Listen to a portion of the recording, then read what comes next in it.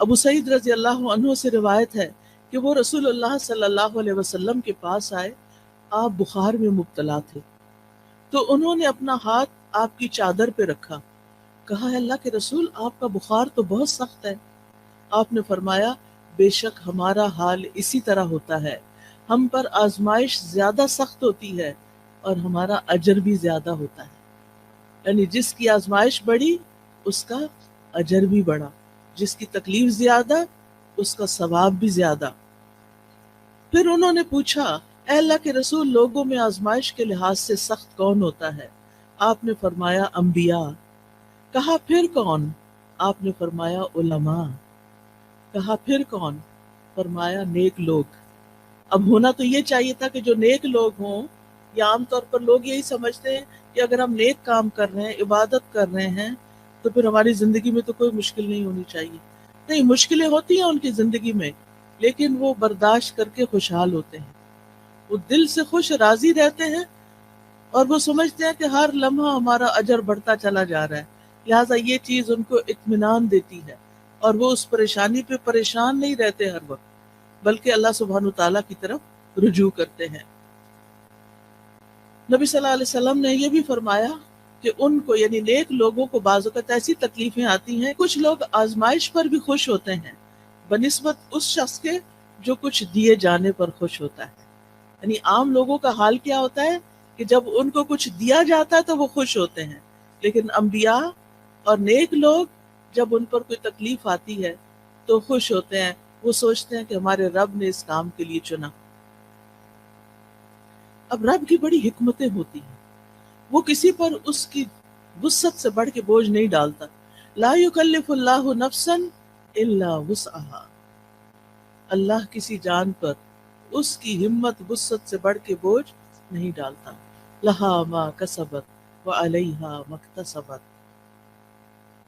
مومن یہی دعا کرتا رہتا ہے، ربنا لا تؤاخذنا ان نسینا او اخطانا ربنا ولا تحمل علینا کما حملته علی الذین من قبلنا ربنا ولا تحملنا ما لا طاقت لنا به۔ یعنی جب ان کو تکلیف آتی ہے تو وہ سوچتے ہیں کہ اگر یہ تکلیف ہمارے گناہوں کی وجہ سے ہے تو کہ دعائیں کرتے ہیں، یا اللہ تو ہمیں پکڑنا، ہمیں نہ پکڑنا،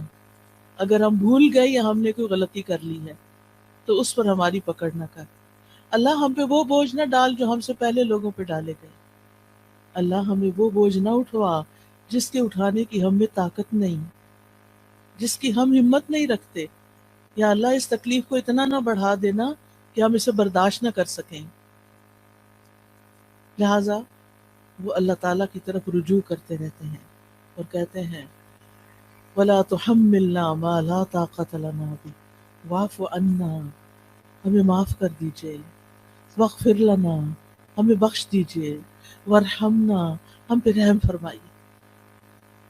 یا حی یا قیوم برحمتک استغیث۔ مومن پہ جب تکلیف آتی ہے، آزمائش آتی ہے، تو وہ اللہ کی رحمت پکارتا ہے، اللہ کی رحمت کے لیے دعائیں کرتا ہے، وَارْحَمْنَا أَنْتَ مَوْلَانَا، تو ہی ہمارا والی وارث ہے، تو ہی ہمارا مولا ہے، فَانْصُرْنَا عَلَى الْقَوْمِ الْكَافِرِينَ، ہمیں کافر قوم کے مقابلے میں مدد عطا فرما، ہم تیری مدد کے محتاج ہیں۔ اور اس میں آپ دیکھیے کہ اس قوم میں سب سے پہلے تو ابلیس آتا ہے، شیطان آتا ہے، جو وسوسے ڈال ڈال کے اللہ سے بدگمان کرتا ہے، تو یا اللہ ہمیں اس کے مقابلے میں طاقتور کر دے، تو ہماری مدد فرما، ہم پر رحم فرما۔ پھر اسی طرح ہم دیکھتے ہیں کہ نبی صلی اللہ علیہ وسلم ہر طرح کی تکلیفوں سے آزمائے گئے، یتیم پیدا ہوئے، ماں بھی فوت ہو گئی چھوٹی عمر میں، پھر دادا فوت ہو گئے، پھر چچا مددگار تھے عین مصیبت کے سال، وہ بھی فوت ہو گئے، بیوی بڑی غمگسار تھی حضرت خدیجہ، وہ بھی فوت ہو گئی، پھر وطن سے پیار ہوتا ہے، حالات اتنے تنگ ہو گئے، آزمائشیں اتنی بڑی، 3 سال تو ایک گھاٹی میں گزارنے پڑے جہاں کچھ کھانے پینے کو نہیں تھا، اور پھر بالآخر مکہ چھوڑنا پڑا،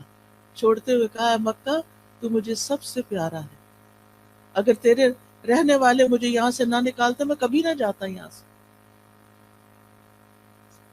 پھر ایک نئی جگہ پر گئے، وہاں جا کر جنگیں مسلط ہوگی، ایک کے بعد ایک سال جنگ آ رہی ہے، جان مال ہر چیز کو خطرہ، خوف، پریشانی، بیماری، کون سی تکلیف تھی جو رسول اللہ صلی اللہ علیہ وسلم پر نہیں آئی؟ پھر آپ کے بیٹے بھی فوت ہو گئے، پھر حضرت ابراہیم جو چھوٹے تھے وہ پیدا ہوئے ماریہ قبطیہ سے، اور ان کی وفات پر آپ رو دیے، آپ کی آنکھوں سے آنسو گر رہے تھے۔ صحابہ بڑے حیران ہوئے کہ آپ بھی روتے ہیں۔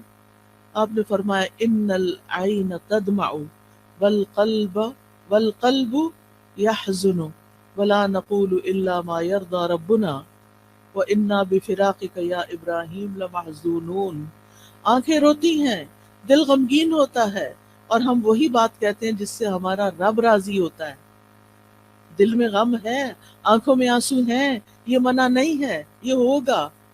لیکن زبان سے کوئی ایسی بات نہیں نکالیں گے جو رب کو ناراض کرے۔ اور اے ابراہیم، تیری جدائی سے ہم بڑے غمگین ہیں، یہ تو ہمیں چھوڑ گیا ہے، ہمیں غم ہے۔ سوال یہ پیدا ہوتا ہے کہ یہ تکلیفیں آتی کیوں ہیں، کیا مقصد ہے ان کا؟ تو سب سے پہلی بات تو یہ کہ اللہ تعالی ہمارا امتحان لیتے ہیں، امتحان میں جو کامیاب ہو جاتا ہے اس کے درجے بلند ہو جاتے ہیں، اور جو فیل ہو جاتا ہے وہ نیچے چلا جاتا ہے۔ تو یہ انسان کو بلند درجے دینے کے لیے آتی ہیں۔ حدیث میں آتا ہے بے شک بندے کے لیے جب اللہ سبحانہ تعالیٰ کے ہاں ایک مقام مرتبہ مقدر ہو چکا ہوتا ہے، یعنی اس کو وہ بلند مقام دینا ہے،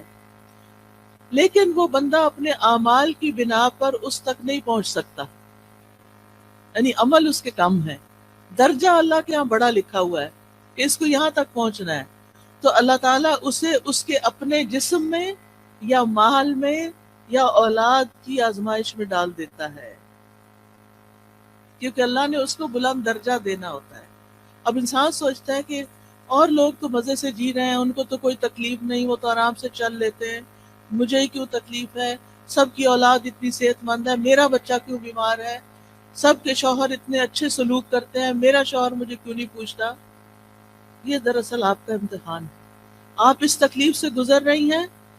یہ اللہ سبحانہ تعالیٰ کے ہاں آپ کے درجے بلند کر رہی ہے اگر آپ صبر کر رہے ہیں۔ اور پھر یہ کہ جب اللہ تعالیٰ تکلیف دیتا ہے تو جن کے درجے بلند ہوتے ہیں ان کو اللہ تعالیٰ صبر کی توفیق بھی دے دیتا ہے، حتیٰ کہ وہ اس مقام تک جا پہنچتا ہے انسان جو اللہ کی طرف سے اس کے لیے پہلے سے مقدر ہوتا ہے۔